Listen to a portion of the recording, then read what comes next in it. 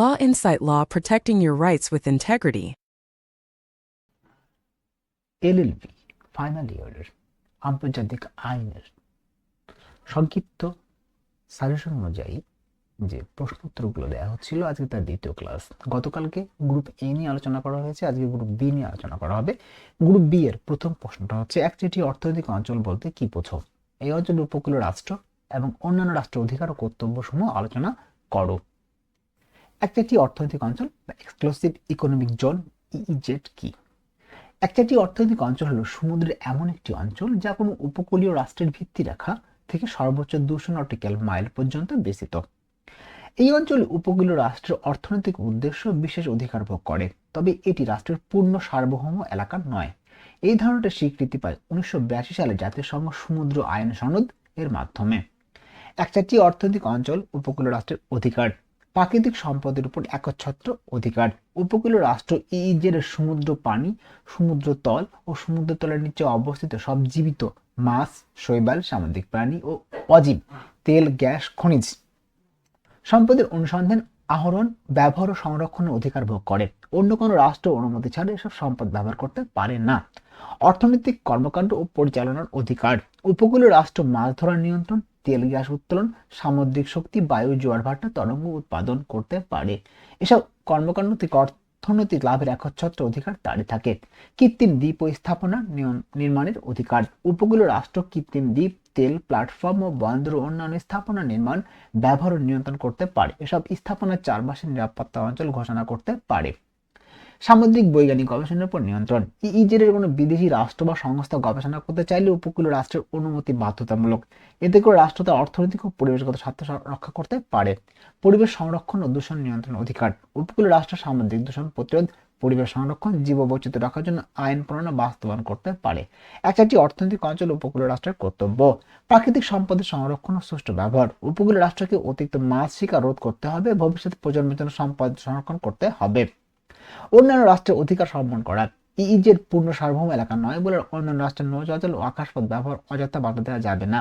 আন্তর্জাতিক আইন ও সহযোগিতা মানা, উপকূলীয় রাষ্ট্রকে ও আন্তর্জাতিক আইন মেনে চলতে হবে, প্রয়োজনে অন্যান্য রাষ্ট্রের সঙ্গে সহযোগিতা করতে হবে। একটি অর্থনৈতিক অঞ্চলে অন্যান্য রাষ্ট্রের অধিকার, নৌ চলাচলের অধিকার, অন্যান্য রাষ্ট্র বাণিজ্যিক সামরিক জাহাজ ইইজেড দিয়ে চলাচল করতে পারে।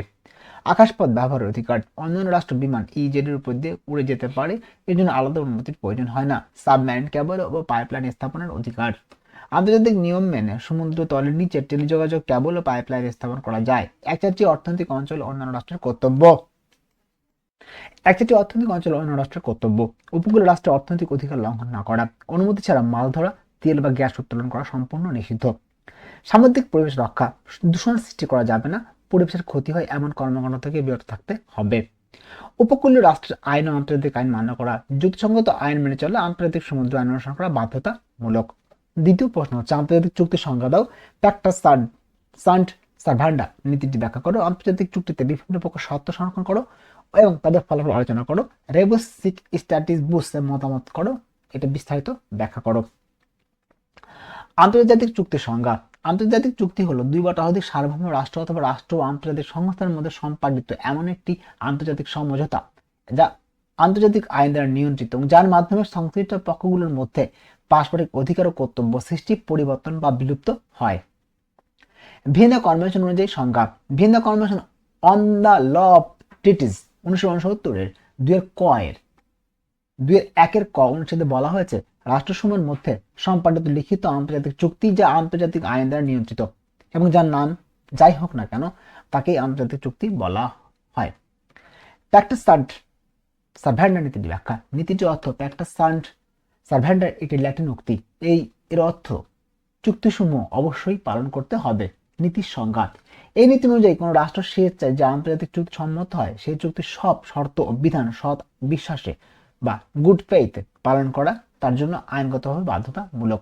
আইনি ভিত্তি, এই নীতিটি আন্তর্জাতিক আইনের একটি মৌলিক ও সর্বজনীন স্বীকৃত নীতি। Vienna Convention on the Law of Treaties 1969 26 অনুচ্ছেদে বলা হয়েছে, কার্যকর সব চুক্তি পক্ষগুলোর জন্য বাধ্যতামূলক তা সৎ বিশ্বাসে পালন করতে হবে। নীতিটির মূল উপাদান বাধ্যতামূলক চরিত্র।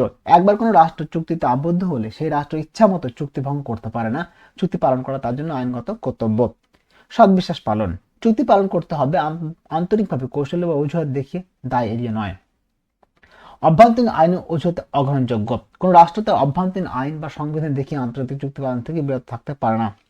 নীতির গুরুত্ব। আন্তর্জাতিক চুক্তির স্থিতিশীলতা ও বিশ্বাসযোগ্যতা নিশ্চিত করতে রাষ্ট্রসমূহের মধ্যে আইন শাসন বজায় রাখা আন্তর্জাতিক সম্পর্কের শৃঙ্খলা ও আস্থা সৃষ্টি করে আন্তর্জাতিক সহযোগিতা জোরদার করে। নীতির সীমাবদ্ধতা। যদিও এটি একটি মৌলিক নীতি, তবু চুক্তির অবৈধ হল চুক্তি হলে চুক্তি বাতিল বা স্থগিত হওয়ার বৈধ কারণ থাকলেও রিবাস সিক স্ট্যাটিক বাস মতবাদের মতো ব্যতিক্রম প্রযোজ্য হলে এই নীতি প্রয়োগের সীমিত হতে পারে। উপসংহার।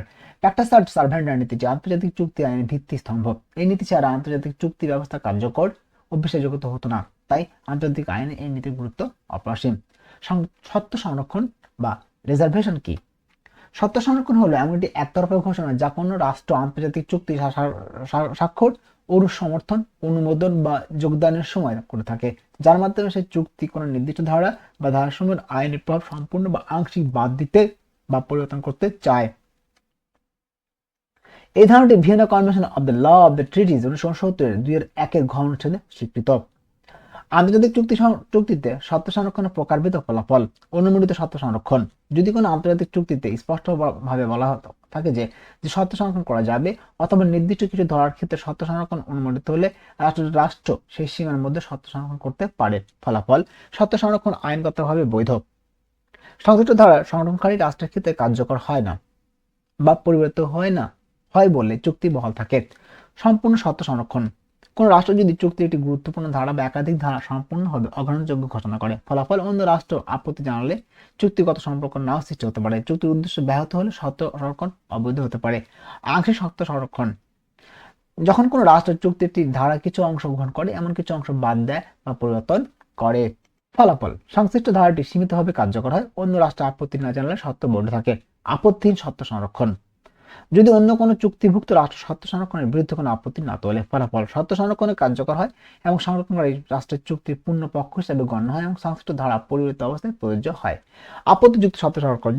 যখন এক বা একাধিক রাষ্ট্র কোনো সত্য সংরক্ষণের বিরুদ্ধে আনুষ্ঠানিক আপত্তি জানায়, ফলাফল আপত্তিকারী রাষ্ট্র সংরক্ষণকারী রাষ্ট্রের মধ্যে সংশ্লিষ্ট ধারা কার্যকর নাও হতে পারে বা চুক্তিগত সম্পর্কের সৃষ্টি নাও হতে পারে গুরুতর ক্ষেত্রে। চুক্তির উদ্দেশ্য লক্ষ্যবৃদ্ধি সত্য সংরক্ষণ। ভিয়েনা কনভেনশন 1970 19 অনুচ্ছেদ অনুযায়ী কোন সত্য সংরক্ষণ যদি চুক্তির উদ্দেশ্য লক্ষ্য এর পরিপন্থী হয়। ফলাফল। সত্য সংরক্ষণ অবৈধ বলে গণ্য হয়, তাই সংশ্লিষ্ট রাষ্ট্র চুক্তির পক্ষ হতে পারে না বা বিতর্ক সৃষ্টি হয়। সত্য সংরক্ষণের সামগ্রিক ফলাফল। ইতিবাচক দিক। অধিক সংখ্যক রাষ্ট্র চুক্তিতে যোগ দিতে উৎসাহিত হয় এবং চুক্তি সর্বজনীনতা বৃদ্ধি পায়। নেতিবাচক দিক। চুক্তির একরূপতা নষ্ট হয়, তাই আইনি জটিলতা ও বিরোধ সৃষ্টি হতে পারে এবং চুক্তির কার্যকর দুর্বল হতে পারে। উপসংহার।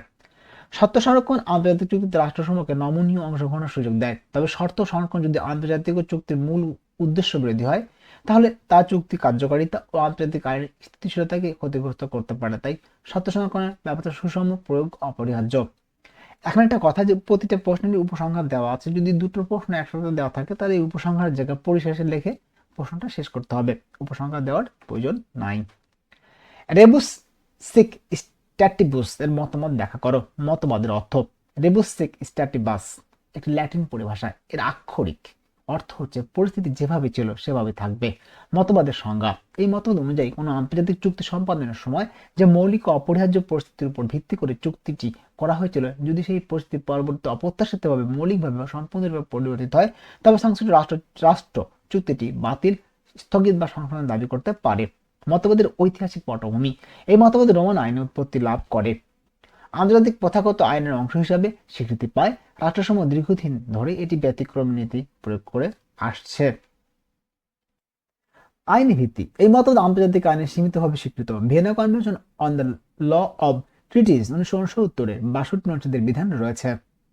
মতবাদের প্রয়োগ শর্তাবলী ধারা 62 অনুযায়ী। তাহলে মতবাদের প্রয়োগের শর্তাবলী ধারা 62 অনুযায়ী পরিস্থিতির পরিবর্তন অবশ্যই মৌলিক হতে হবে। পরিবর্তনটি চুক্তির মূল ভিত্তিকে সম্পূর্ণভাবে প্রভাবিত করবে। সামান্য পরিবর্তন গ্রহণযোগ্য নয়। পরিবর্তনটি অপ্রত্যাশিত হতে হবে। চুক্তি সম্পাদনের সময় রাষ্ট্রসমূহ এই পরিবর্তনের কথা কল্পনা করেনি। পরিস্থিতি চুক্তির কেন্দ্রের ভিত্তি হতে হবে। যে পরিস্থিতির উপর চুক্তি নির্ভর করেছিল সেটি বদলে যেতে হবে। দায়িত্ব পালনের প্রকৃতি আমূল পরিবর্তন হতে হবে। চুক্তি পালন করে রাষ্ট্রের উপর নতুন অযৌক্তিক বোঝা পড়বে। রাষ্ট্র নিজের দোষে পরিবর্তন ঘটতে পারবে না। রাষ্ট্রের আচরণ যদি পরিবর্তন ঘটে তবে এই মতভেদ প্রযোজ্য নয়। মতভেদের সীমাবদ্ধতা। সীমান্ত চুক্তি প্রযোজ্য নয়। ভিয়েনা কনভেনশন স্পষ্টভাবে বলেছে সীমান্ত নির্ধারণের সংক্রান্ত চুক্তিতে এই মতভেদ প্রযোজ্য নয়। অপব্যবহারের সম্ভাবনা। রাষ্ট্র ইচ্ছামতো চুক্তি বাতিলের অজুহাত হিসেবে ব্যবহার করতে পারে, তাই আন্তর্জাতিক আইন একে কঠোরভাবে নিয়ন্ত্রণ করে। প্যাক্টা সার্ভেন্টা এর সম্পর্ক। প্যাক্টা সার্ভেন্টার নীতি হলো চুক্তিটি অবশ্যই পালন করতে হবে। তাহলে প্যাক্টা সার্ভেন্টার নীতিটি বলে যে চুক্তি অবশ্যই পালন করতে হবে। রিভার্সিক স্ট্যাটিবাস মতবাদ বলে পরিস্থিতি আমূল বদলে গেলে ব্যতিক্রম সম্ভব, অর্থাৎ এটি প্রথম নীতির একটি সীমিত ব্যতিক্রমধর্মী অব্যাহতি। মতবাদের ফলাফল। রাষ্ট্র চুক্তি বাতিল করতে পারে অথবা চুক্তি স্থগিত করতে পারে অথবা নতুন পরিস্থিতির আলোকে পুনরায় আলোচনার দাবি জানাতে পারে। মতবাদের গুরুত্ব। আন্তর্জাতিক চুক্তিকে বাস্তবতার সঙ্গে সামঞ্জস্যপূর্ণ করে রাষ্ট্রকে অসম্ভব ও অন্যায্য দায়িত্ব থেকে রক্ষা করে, একই সঙ্গে চুক্তির স্থায়িত্ব বজায় রাখে। উপসংহার। রেবুসিক স্ট্যাটিবাস মতবাদ আন্তর্জাতিক চুক্তি আইনের একটি গুরুত্বপূর্ণ কিন্তু অত্যন্ত সতর্কতার সঙ্গে প্রয়োগযোগ্য নীতি। এটি চুক্তির বাধ্যবাধকতা পরিবর্তিত আন্তর্জাতিক বাস্তবতার মধ্যে ভারসাম্য রক্ষা করে। 3 নম্বর প্রশ্ন, মহাসমুদ্রের স্বাধীনতা বলতে কি বোঝো? এসব স্বাধীনতার কোনগুলো রাষ্ট্রীয় এখতিয়ারভুক্ত সমুদ্র অঞ্চলে কার্যকর হয়? ব্যাখ্যা করো। মহাসমুদ্রের স্বাধীনতা এবং মানবজাতির উত্তরাধিকারের মতবাদ বিশ্লেষণ করো। কিভাবে এদের পার্থক্য করা হয়? মহাসমুদ্রের স্বাধীনতার সময় কোনটি একচেটিয়া অর্থনৈতিক অঞ্চলে অন্তর্ভুক্ত হয়েছে? মহাসমুদ্রের স্বাধীনতা বলতে কি বোঝো? মহাসমুদ্রের স্বাধীনতা বলতে বোঝায় কোন রাষ্ট্রের সার্বভৌম বা জাতীয় এখতিয়ারের বাইরে অবস্থিত সমুদ্রাঞ্চল বা হাইসিস সকল রাষ্ট্রের জন্য সমানভাবে ভোগ্য কিছু অধিকার ও স্বাধীনতা। মহাসমুদ্রে এমন একটি অঞ্চল যেখানে কোনো রাষ্ট্র মালিকানা দাবি করতে পারে না এবং সকল রাষ্ট্র আন্তর্জাতিক আইনের সীমার মধ্যে থেকে অবাধে ব্যবহার করতে পারে। 1982 সালে জাতিসংঘের সমুদ্র আইন কনভেনশন অনুযায়ী মহাসমুদ্রের সকল রাষ্ট্রের জন্য উন্মুক্ত এবং এখানে নৌ চলাচল, উড্ডয়ন, মৎস্য আরোহণ, কেবল ও পাইপলাইন স্থাপন, বৈজ্ঞানিক গবেষণা ইত্যাদি স্বাধীনতা স্বীকৃত। প্রশ্ন অনুযায়ী এসব স্বাধীনতার কোনগুলো রাষ্ট্র এখতিয়ারভুক্ত সমুদ্রাঞ্চলে কার্যকর? ব্যাখ্যা করো। ভূমিকা। মহাসমুদ্রের স্বাধীনতার সময় মূলত সেই সব অধিকার যা কোনো রাষ্ট্রের সার্বভৌমত্বের বাইরে থাকা সমুদ্র অঞ্চলের সকল রাষ্ট্র ভোগ করে। তবে আধুনিক আন্তর্জাতিক সমুদ্র আইন অনুযায়ী এসব স্বাধীনতার কিছু অংশ রাষ্ট্র এখতিয়ারভুক্ত সমুদ্র অঞ্চলে সীমিত আকারে কার্যকর হয়েছে।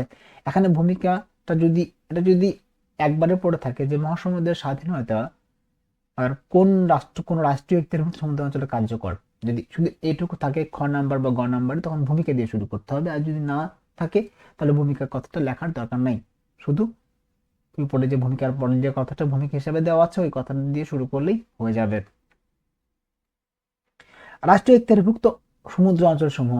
রাষ্ট্রীয় এখতিয়ারভুক্ত সমুদ্র অঞ্চল হলো আঞ্চলিক সমুদ্র সর্বোচ্চ 12 নটিক্যাল মাইল, সংলগ্ন অঞ্চল সর্বোচ্চ 24 নটিক্যাল মাইল, একচেটিয়া অর্থনৈতিক অঞ্চল সর্বোচ্চ 200 নটিক্যাল মাইল।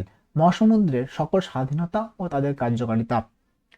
নৌ চলাচলের স্বাধীনতা আঞ্চলিক সমুদ্র ইনোসেন্ট প্যাসেজ হিসাবে সীমিতভাবে কার্যকর, সংলগ্ন অঞ্চল পূর্ণভাবে কার্যকর, ইইজেড এর পূর্ণভাবে কার্যকর। এটি রাষ্ট্রীয় এখতিয়ারভুক্ত সব সমুদ্র অঞ্চলে কোনো না কোনো রূপে কার্যকর। উড্ডয়নের স্বাধীনতা আঞ্চলিক সমুদ্রের উপর আকাশ সীমা উপকূলীয় রাষ্ট্রের পূর্ণ নিয়ন্ত্রণ কার্যকর নয়, সংলগ্ন অঞ্চল ও ইইজেড এর উপর আকাশ সীমা কার্যকর, আংশিকভাবে রাষ্ট্রীয় এখতিয়ারভুক্ত অঞ্চল কার্যকর।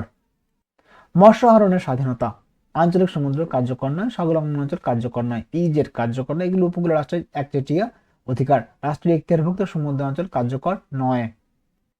সাবমেরিন কেবল এবং পাইপলাইন স্থাপনের স্বাধীনতা আঞ্চলিক সমুদ্র উপকূলীয় রাষ্ট্রের অনুমতির প্রয়োজন, সংলগ্ন অঞ্চল কার্যকর, ইজেড কার্যকর, রাষ্ট্রের যুক্তিসঙ্গত নিয়ন্ত্রণ সাপেক্ষে সীমিত আকারে কার্যকর। কৃত্রিম দ্বীপ ও স্থাপনা নির্মাণ স্বাধীনতা আঞ্চলিক সমুদ্র কার্যকর নয়, সংলগ্ন অঞ্চল কার্যকর নয়, ইজেড কেবল উপকূলীয় রাষ্ট্রের অধিকার ও অন্যান্য রাষ্ট্রের জন্য কার্যকর নয়। বৈজ্ঞানিক গবেষণা স্বাধীনতা আঞ্চলিক সমুদ্র উপকূলীয় রাষ্ট্রের অনুমতি ছাড়া নয়, সংলগ্ন অঞ্চল কার্যকর নয়, ইইজেড উপকূলীয় রাষ্ট্রের সম্মতি আবশ্যক, রাষ্ট্রীয় এখতিয়ারভুক্ত সমুদ্র অঞ্চলের স্বাধীনতা হিসাবে কার্যকর নয়। উপসংহার। সব মহাসমুদ্রের স্বাধীনতা রাষ্ট্রীয় এখতিয়ারভুক্ত সমুদ্র অঞ্চলে কার্যকর হয় না। কেবল নৌ চলাচল, উড্ডয়ন ও সাবমেরিন কেবল পাইপলাইন স্থাপনার স্বাধীনতা সীমিত শর্ত সাপেক্ষভাবে সব অঞ্চল কার্যকর হয়েছে। এর মাধ্যমে আন্তর্জাতিক সমুদ্র আইন রাষ্ট্রের সার্বভৌমত্ব ও বৈশ্বিক স্বার্থের জন্য মধ্যে ভারসাম্য রক্ষা করেছে। মহাসমুদ্রের স্বাধীনতা মানবজাতির উত্তরাধিকারের মতবাদ বিশ্লেষণ করো বিস্তারিতভাবে। ভূমিকা। আন্তর্জাতিক সমুদ্র আইনে এমন দুটি নীতির উপর প্রতিষ্ঠিত যা একাধিক রাষ্ট্রসমূহের স্বাধীনতা ব্যবহার নিশ্চিত করে, অন্যদিকে সমগ্র মানবজাতির ন্যায়সঙ্গত স্বার্থ রক্ষা করে। এই দুটি নীতি হলো মহাসমুদ্রের স্বাধীনতা এবং মানবজাতির উত্তরাধিকার মতবাদ। 1982 সালে জাতিসংঘের সমুদ্র আইন কনভেনশন এই দুটি নীতির আইনি ভিত্তি ও বাস্তব প্রয়োগ নির্ধারণ করেছে। মহাসমুদ্রের স্বাধীনতার ধারণা। মহাসমুদ্রের স্বাধীনতা বলতে বোঝায় কোন রাষ্ট্রের সার্বভৌম বা জাতীয় এখতিয়ারের বাইরে অবস্থিত সমুদ্র অঞ্চলের সকল রাষ্ট্রের জন্য সমানভাবে স্বীকৃত কিছু মৌলিক স্বাধীনতা। ইউনক্লোজ এর 87 অনুচ্ছেদ অনুযায়ী মহাসমুদ্রের সকল রাষ্ট্রের জন্য উন্মুক্ত এবং কোন রাষ্ট্র এর উপর মালিকানা বা সার্বভৌমত্ব দাবি করতে পারে না। ঐতিহাসিক পটভূমি। 1700 শতকে হুগো গ্রোটিয়াস তার মেয়ার লিবারম গ্রন্থে এই মতবাদ উপস্থাপন করেন। লক্ষ্য ছিল সমুদ্রকে বাণিজ্যিক ও নৌ চলাচলের জন্য মুক্ত রাখা। দীর্ঘদিন এটি প্রথাগত আন্তর্জাতিক আইনের ভিত্তি হিসেবে কাজ করেছে। মহাসমুদ্রের স্বাধীনতার উপাদানসমূহ। মহাসমুদ্রের স্বাধীনতার অন্তর্ভুক্ত নৌ চলাচলের স্বাধীনতা, উড্ডয়নের স্বাধীনতা, মৎস্য আহরণের স্বাধীনতা, সাবমেরিন কেবল ও পাইপলাইন স্থাপন, কৃত্রিম দ্বীপ ও স্থাপনা নির্মাণ, বৈজ্ঞানিক গবেষণার স্বাধীনতা। বৈশিষ্ট্য ও সীমাবদ্ধতা। সকল রাষ্ট্র সমান অধিকারভুক্ত স্থল বিশিষ্ট রাষ্ট্র সহ ব্যবহার ভিত্তিক অধিকার, মালিকানা ভিত্তিক নয়। শান্তিপূর্ণ উদ্দেশ্যে ব্যবহার বাধ্যবাধকতা, সীমাবদ্ধতা। পরিবেশের সুরক্ষা বাধ্যবাধকতা এবং জলদস্যু, দাস ব্যবসা, অবৈধ সম্প্রচার নিষিদ্ধ। অন্যান্য রাষ্ট্র অধিকার হস্তক্ষেপে পড়া যাবে না। মানবজাতির উত্তরাধিকার মতবাদ ধারণা। মানবজাতির উত্তরাধিকার মতবাদ অনুযায়ী জাতীয় এখতিয়ারের বাইরে অবস্থিত আন্তর্জাতিক সমুদ্র অঞ্চল এর সম্পদ কোন রাষ্ট্র নয়, সমগ্র মানবজাতির যৌথ উত্তরাধিকার। ইউনক্লোজ 174 অনুচ্ছেদ এই নীতিটি আইনে স্বীকৃতি রয়েছে। ধারণার বিকাশ। 1967 সালে মাল্টার প্রতিনিধি আরভিড পারডো জাতিসংঘের এই মত উত্থাপন করেন। উদ্দেশ্য ছিল শক্তিশালী রাষ্ট্রের একজাতীয় সম্পদ শোষণ রোধে উন্নয়নশীল রাষ্ট্রের স্বার্থ রক্ষা। প্রযোজ্য ক্ষেত্রে আন্তর্জাতিক সমুদ্রতল, উপতল অঞ্চল, গভীর সমুদ্র, খনিজ সম্পদ, ম্যাঙ্গানিজ নডিউল, কোবাল্ট, নিকেল ইত্যাদি। প্রধান বৈশিষ্ট্য। কোন রাষ্ট্র এককভাবে দখল বা শোষণ করতে পারে না। সম্পদ আরোহণে আন্তর্জাতিক নিয়ন্ত্রণ, সুবিধা বা ন্যায্যভাবে বন্টনে বাধ্যবাধকতা, ব্যবস্থাপনা করে, ভবিষ্যৎ প্রজন্মের স্বার্থ সংরক্ষণ, সমালোচনামূলক মূল্যায়ন। মহাসমুদ্রের স্বাধীনতা বাস্তব উন্নত রাষ্ট্রকে বেশি সুবিধা দেয়। মানবজাতির উত্তরাধিকার মতবাদ বাস্তবায়নে প্রযুক্তিগত ও রাজনৈতিক জটিল তবুও উভয় নীতি আধুনিক সমুদ্র শাসন ব্যবস্থার জন্য অপরিহার্য। উপসংহার। মহাসমুদ্রের স্বাধীনতা ও মানবজাতির উত্তরাধিকার মতবাদ এই দুটি ভিন্ন দৃষ্টিভঙ্গির প্রতিনিধিত্ব করলেও আধুনিক আন্তর্জাতিক সমুদ্র আইন এই দুটি নীতির সমন্বয়ের মাধ্যমে সমুদ্র সম্পদ শান্তিপূর্ণ, ন্যায়সঙ্গত, টেকসই ব্যবহারের কাঠামো গড়ে তুলেছে। কিভাবে এদের মধ্যে পার্থক্য করা হয়? মহাসমুদ্রের স্বাধীনতা, মানবজাতির উত্তরাধিকারের মতবাদ এই দুটি নীতিকে নিচের ভিত্তিতে স্পষ্টভাবে পার্থক্য করা হয়। প্রযোজ্য এলাকা অনুযায়ী মহাসমুদ্রের স্বাধীনতা প্রযোজ্য হয় মহাসমুদ্র বা হাই সিয়ে। মানবজাতির উত্তরাধিকার মতবাদ প্রযোজ্য হয় আন্তর্জাতিক সমুদ্র অঞ্চলে। মূল দর্শন বা নীতিগত ভিত্তি। মহাসমুদ্রের স্বাধীনতা ব্যবহার ভিত্তিক নীতি। মানবজাতির উত্তরাধিকার মানব সামষ্টিক কল্যাণ ও ন্যায় ভিত্তিক নীতি। মালিকানা অধিকার। মহাসমুদ্রের স্বাধীনতা মালিকানা নেই, কিন্তু সব রাষ্ট্রের অবাধ ও ব্যবহার অধিকার আছে। মানবজাতির উত্তরাধিকার ব্যবহার ও দখল উভয় ব্যক্তিগত রাষ্ট্রের জন্য নিষিদ্ধ। নিয়ন্ত্রণের ব্যবস্থাপনা। মহাসমুদ্রের স্বাধীনতা রাষ্ট্র নিজ স্বাধীনভাবে ব্যবহার করে। মানবজাতির উত্তরাধিকার ইন্টারন্যাশনাল সিব্যাড অথরিটি আইএসএ দ্বারা নিয়ন্ত্রিত। সম্পদ আহরণ ও সুবিধা বন্টন। মহাসমুদ্রের স্বাধীনতা যে রাষ্ট্র সক্ষম সে বেশি সুবিধা পায়। মানবজাতির উত্তরাধিকার সুবিধা ন্যায়সঙ্গতভাবে সকল রাষ্ট্রের মধ্যে বন্টন। উন্নয়নশীল রাষ্ট্রের অবস্থান। মহাসমুদ্রের স্বাধীনতায় বিশেষ সুবিধা নেই। মানবজাতির উত্তরাধিকার উন্নয়নশীল রাষ্ট্রের জন্য বিশেষ সুবিধা ও সুরক্ষা। ভবিষ্যৎ ও প্রজন্মের স্বার্থ। মহাসমুদ্রের স্বাধীনতা সরাসরি উল্লেখ নেই। মানবজাতির উত্তরাধিকার, ভবিষ্যৎ প্রজন্মের স্বার্থ রক্ষা, বাধ্যবাধকতা। সংক্ষেপে পাঠ্যসূচক টেবিল। ভিত্তি। মহাসমুদ্রের স্বাধীনতা, মানবজাতির উত্তরাধিকার। প্রযোজ্য এলাকা হাই সি, আন্তর্জাতিক সমুদ্রতল। দর্শন, স্বাধীনতা, সমবন্টন। নিয়ন্ত্রণ রাষ্ট্র, আন্তর্জাতিক কর্তৃপক্ষ। সম্পদ শোষণ, অবাধ নিয়ন্ত্রিত। উন্নয়নশীল রাষ্ট্র, সমান বিশেষ সুবিধা। উপসংহার। এভাবে দেখা যায় যে মহাসমুদ্রের স্বাধীনতা রাষ্ট্রকেন্দ্রিক স্বাধীনতার প্রতিফলন, আর মানবজাতির উত্তরাধিকার মতবাদ মানবকেন্দ্রিক ন্যায়বোধ প্রকাশ। আধুনিক সমুদ্র আইন এই দুটি নীতির পার্থক্য সমন্বয়ের উপর দাঁড়িয়ে আছে। মহাসমুদ্রের স্বাধীনতা সমূহ কোনো একটি অর্থনৈতিক অঞ্চল অন্তর্ভুক্ত হয়েছে। একটি অর্থনৈতিক অঞ্চল ইজেড মহাসমুদ্রের সব স্বাধীনতা প্রযোজ্য নয়, তবে কিছু নির্দিষ্ট মহাসমুদ্রের স্বাধীনতা সীমিত আকারে ইজেড অন্তর্ভুক্ত হয়েছে। মেশের নিচে স্পষ্টভাবে তুলে ধরা হলো। ইজেড অন্তর্ভুক্ত মহাসমুদ্রের স্বাধীনতা সমূহ। জাতিসংঘের আইন কনভেনশন ইউএনক্লোজ 58 অনুচ্ছেদ অনুযায়ী অন্যান্য রাষ্ট্রের ইজেড নিম্নোক্ত মহাসমুদ্রের স্বাধীনতাগুলো ভোগ করতে পারে। নৌ চলাচলের স্বাধীনতা। সকল রাষ্ট্রের জাহাজ ইজেড এর ভিতর দিয়ে অবাধ চলাচল করতে পারে। উপকূল রাষ্ট্র এক্ষেত্রে সার্বভৌমত্ব দাবি করতে পারে না। উড্ডয়ন স্বাধীনতা ইজেডের উপর আকাশসীমা আন্তর্জাতিক আকাশসীমা হিসাবে বিবেচিত। বিদেশি বিমান চলাচল উপকূল রাষ্ট্র নিষেধাজ্ঞা দিতে পারে না। সাবমেরিন কেবল পাইপলাইন স্থাপন স্বাধীনতা। অন্যান্য ইজেড তলদেশেও কেবল পাইপলাইন স্থাপন করতে পারে, তবে উপকূলীয় রাষ্ট্রের যুক্তিসঙ্গত নিয়ন্ত্রণ পরিবেশগত ভিত্তি মানতে হবে। সমুদ্র সম্পর্কিত বৈধ ব্যবহার, সামরিক নৌচলাচল, নৌ মহড়া ও নজরদারি যতক্ষণ না উপকূলীয় রাষ্ট্রের অর্থনৈতিক অধিকার ক্ষুণ্ণ হয়। ইজেডে অন্তর্ভুক্ত নেই এমন মহাসমুদ্রের স্বাধীনতা। নির্বাক্ত স্বাধীনতাগুলো প্রযোজ্য নয়, কারণ এগুলো উপকূল রাষ্ট্রের একচেটিয়া অধিকার থাকে। মৎস্য আহরণের স্বাধীনতা, খনিজ অন্যান্য প্রাকৃতিক সম্পদের আহরণ, কৃত্রিম দ্বীপ স্থাপনা নির্মাণ অন্য রাষ্ট্রের জন্য, বৈজ্ঞানিক গবেষণা রাষ্ট্র সম্মতি ছাড়া। সুতরাং বলা যায় নৌ চলাচল, উড্ডয়ন এবং সাবমেরিন কেবল পাইপলাইন স্থাপনার স্বাধীনতা এই তিনটি প্রধান মহাসমুদ্রের স্বাধীনতা একচেটিয়া অর্থনৈতিক অঞ্চল অন্তর্ভুক্ত করেছে। তবে এগুলো উপকূলীয় রাষ্ট্রের অর্থনৈতিক অধিকার ও পরিবেশগত ভিত্তির প্রতি সম্মান প্রদর্শন সাপেক্ষে কার্যকর। এই ছিল আজকে দ্বিতীয় ক্লাস। এই ক্লাসে যে প্রশ্নগুলো আলোচনা করা হলো, এই প্রশ্নগুলো যদি আপনারা এইভাবে পড়েন তাহলে পূর্ণাঙ্গ মার্ক পাওয়া সম্ভব।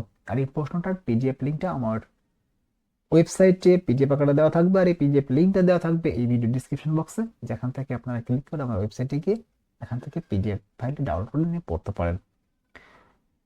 আর পরবর্তী ক্লাস থেকে এই গ্রুপ এরই শেষ হওয়ার পরে গ্রুপ বি যে পরবর্তী ক্লাসটা দেওয়া হবে, সেই ক্লাসটা একটু পরেই দেওয়া হবে, আপনারা দেখে নেবেন। ধন্যবাদ সবাইকে, সবাই ভালো থাকবেন।